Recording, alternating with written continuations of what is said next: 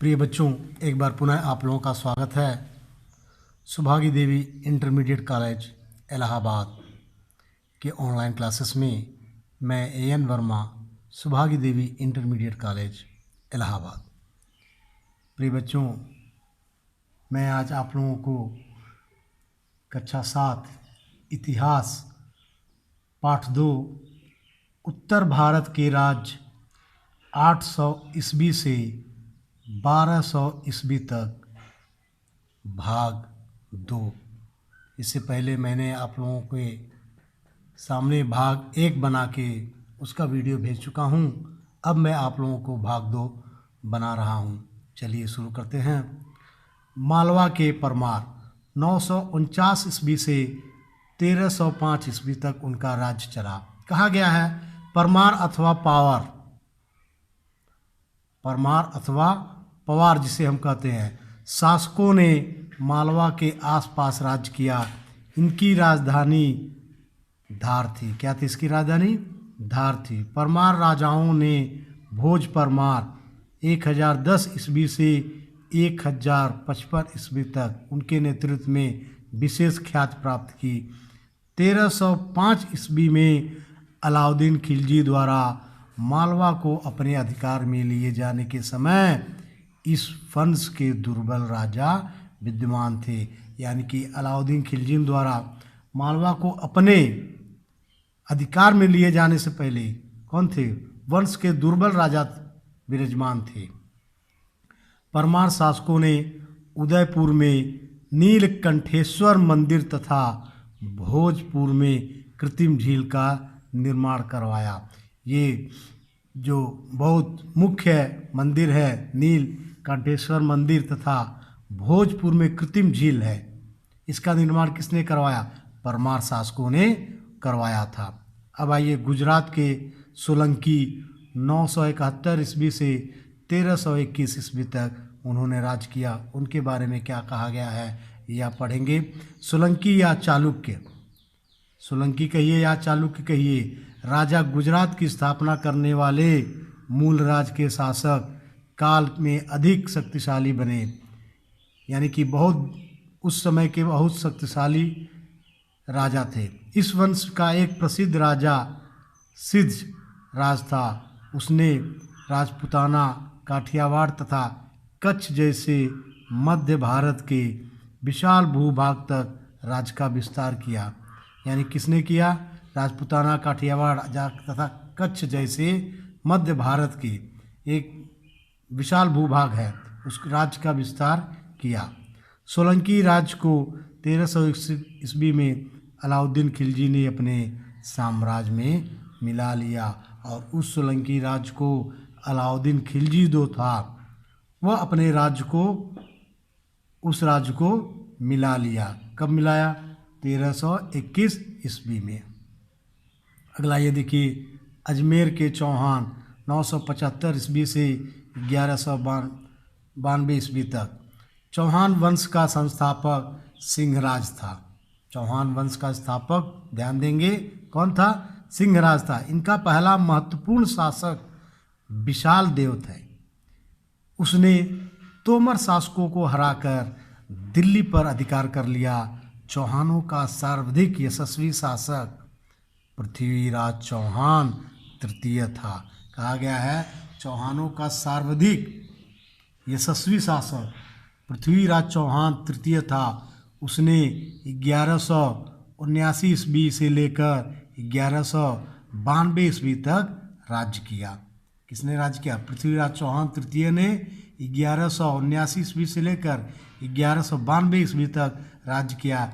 पृथ्वीराज ने 1191 ईस्वी में तराइन के प्रथम युद्ध में मोहम्मद गौरी को परास्त किया।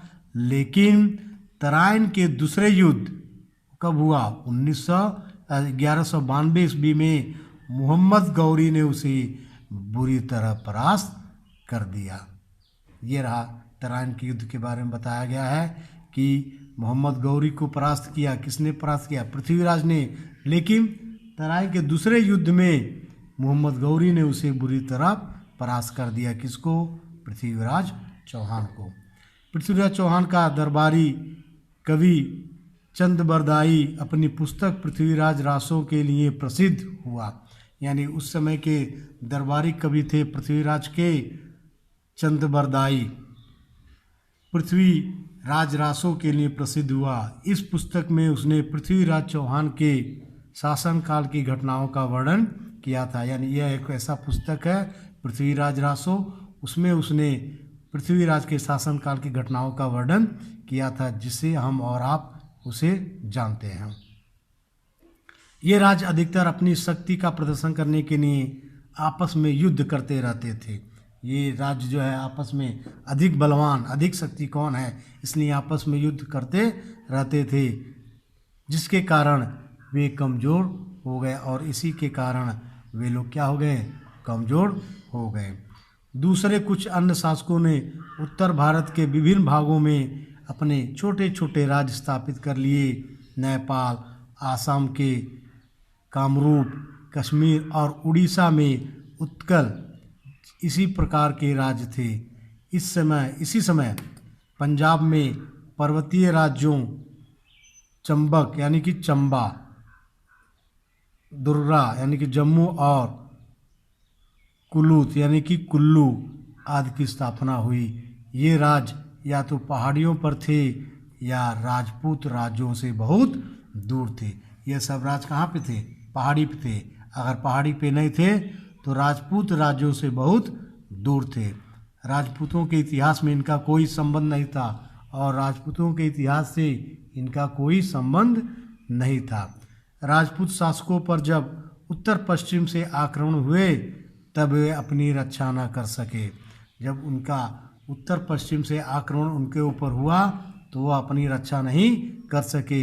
इन आक्रमण करने वालों में सबसे पहला मोहम्मद गजनवी था और यह आक्रमण करने वाला सबसे पहले कौन था, मोहम्मद गजनवी नामक व्यक्ति था।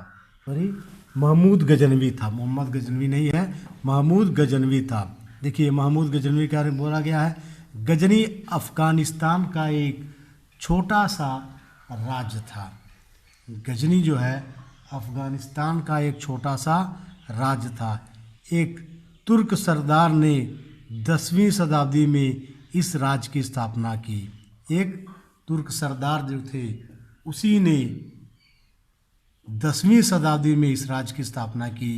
उसके उत्तराधिकारियों ने एक महमूद गजनवी था और उसी के उत्तराधिकारियों में से एक था महमूद गजनवी।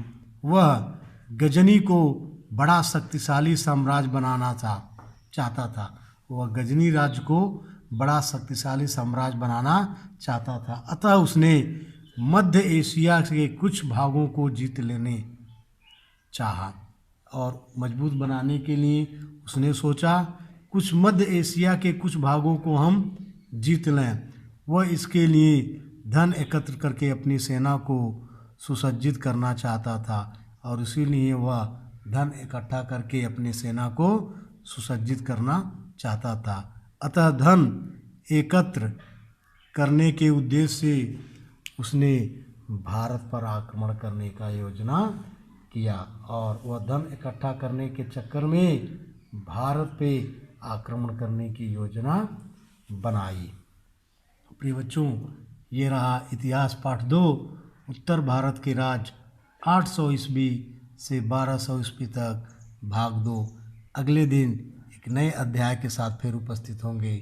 तब तक के लिए थैंक यू, धन्यवाद।